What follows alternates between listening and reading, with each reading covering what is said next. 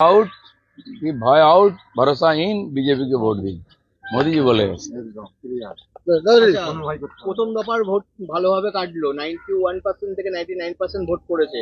দ্বিতীয় দফার ভোট কি শান্তিপূর্ণ হবে, কি মনে করছেন?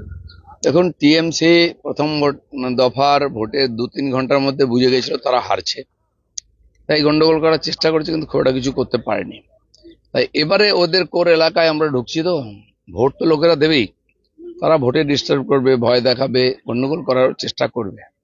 কিন্তু নির্বাচন কমিশন যে মুডে আছে, যেভাবে ভোট করাচ্ছে, সুবিধা করতে পারবে না। সেজন্য যারা গন্ডগোল করতে আসছে তারা যেন ভেবে আসে কি হবে তারপরে পরিণাম। আর সাধারণ মানুষকে আমি বলবো যে আপনারা নিশ্চিন্ত হয়ে ভোট দিন। যেভাবে 152টা সিটে ভোট হয়েছে 16টা জেলাতে, এবারে শহরাঞ্চলের মানুষ যারা আছেন কলকাতার কাছাকাছি, তারাও পরিবর্তনে অংশগ্রহণ করে ব্যাপক ভোট দিন। কারও কোনো ক্ষমতা নেই আপনাকে ডিস্টার্ব করে।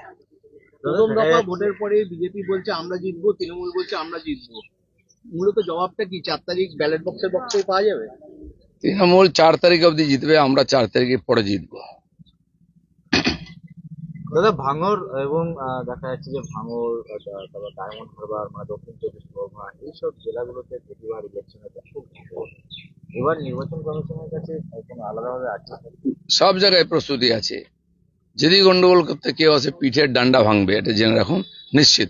কিছু নমুনাও পেয়েছেন, সেজন্য কেউ কোনো প্রভোকেশনে পা দেবে না, কেউ চাঞ্চল্য ছড়াবেন না, উত্তেজনা ছড়াবেন না, তাহলে আর কোনো সমস্যা নেই। ছড়াতে গেলে সমস্যায় পড়বেন। সাধারণ মানুষের চিন্তার কোনো কারণ নেই। ফার্স্ট ফেজ যেভাবে ভোট হয়েছে, সেকেন্ড ফেজও হবে। ভাঙড়ে তো দেখা যাচ্ছে যে একদিকে নওশাদ সিদ্দিকী, অন্যদিকে শওকত মোল্লা লেগেই আছে একেবারে। না, এটা মক ফাইট, যেমন হুমায়ুনের সঙ্গে ওখানে মক ফাইট হচ্ছে, ভাঙড়েও তাই হবে। এটা টিভিতে খবরে আসার জন্য লড়াই হবে, আসলে পাবলিক ভোট দেবে। হাওড়া সভা থেকে এসআইআর ইস্যুতে মমতা বন্দ্যোপাধ্যায় বলছে 1,20,00,000 নাম বাদ গিয়েছে, তার মধ্যে আমি সুপ্রিম কোর্টে গিয়ে লড়াই করে 32 লক্ষের নাম তুলে দিয়েছি, বাকিদেরও নাম তুলে দেবো আগামী দিনে।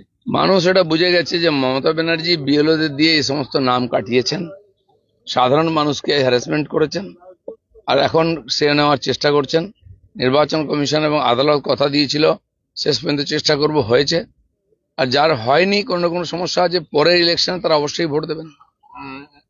মানে যাদবপুর বিশ্ববিদ্যালয়ের নাম বিশেষভাবে মানে প্রতিষ্ঠান করছে। আজ যাদবপুর ক্যাম্পাসের ভিতর হুমকি দেওয়া হচ্ছে, দেয়ালে বিশুদ্ধই কথাবার্তা লেখা আছে, বারুইপুর সভা থেকে বললেন নরেন্দ্র মোদী।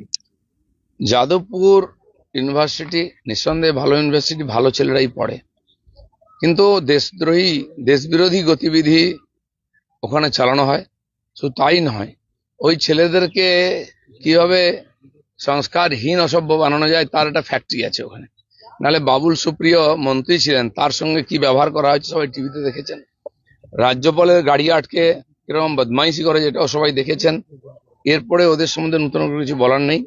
কমিউনিস্টদের ওটা একটা আখড়া, কিন্তু আমরাও ওখানে সার্জিক্যাল স্ট্রাইক করেছিলাম, এটা যেন কেউ ভুলে না যায়।